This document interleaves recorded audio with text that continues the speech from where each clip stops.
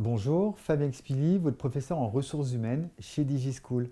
Nous allons aujourd'hui voir la deuxième partie du cours sur la logique de compétences.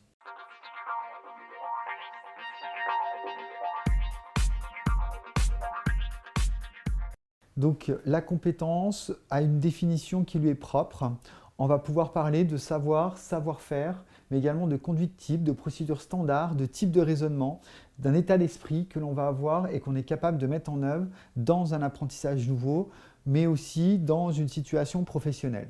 Donc par exemple, si jamais vous débutez dans la vente et que vous devez être commercial et aller voir, négocier directement par exemple des produits avec les clients, on va parler de compétences lorsque vous êtes capable de faire ce qu'on appelle une négociation complexe.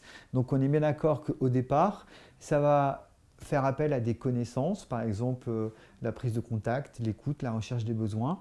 Ça va prendre en compte également un certain nombre de savoir-être, l'attitude, la façon dont on va parler, la façon dont on va dire les choses, dont on va aborder le client, mais également un savoir-faire où là, du coup, il va falloir qu'on arrive à savoir que dans telle situation bien précise, à un moment donné, on est capable de prendre le client dans son sens pour pouvoir, par exemple, négocier.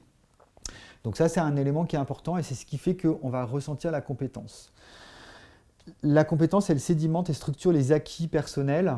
Donc là, c'est une citation que l'on a de Montlolin, qui explique que du coup que cette compétence-là, elle va nous permettre ensuite de favoriser notre auto-efficacité et de développer notre savoir et nos savoir-faire. Et ça va nous permettre ensuite de travailler sur d'autres compétences qu'on aura envie d'acquérir.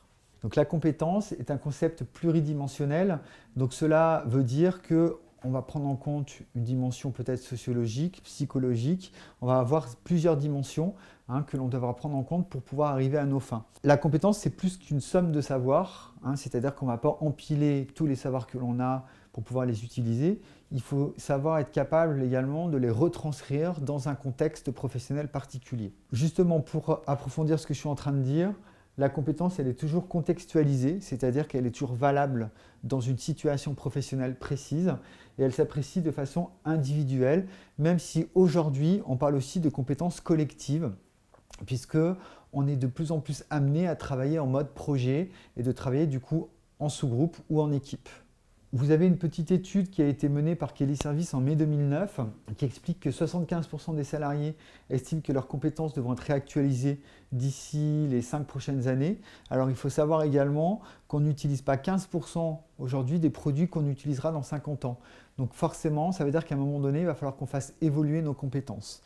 Cette étude, elle dit également que 41% pensent que les formations proposées sont suffisantes pour développer leurs compétences. Donc du coup, la formation est un axe majeur aujourd'hui à développer. Et 78% considèrent ce développement commun, processus conjoint entre l'employeur et le salarié. Donc c'est-à-dire que ce développement de tes compétences est quelque chose qui va permettre au salarié et à l'employeur d'y trouver un intérêt. J'espère que cette vidéo vous aura été utile. N'hésitez pas à aller voir les autres sur Internet, à télécharger les fiches de cours correspondantes. À bientôt chez DigiSchool.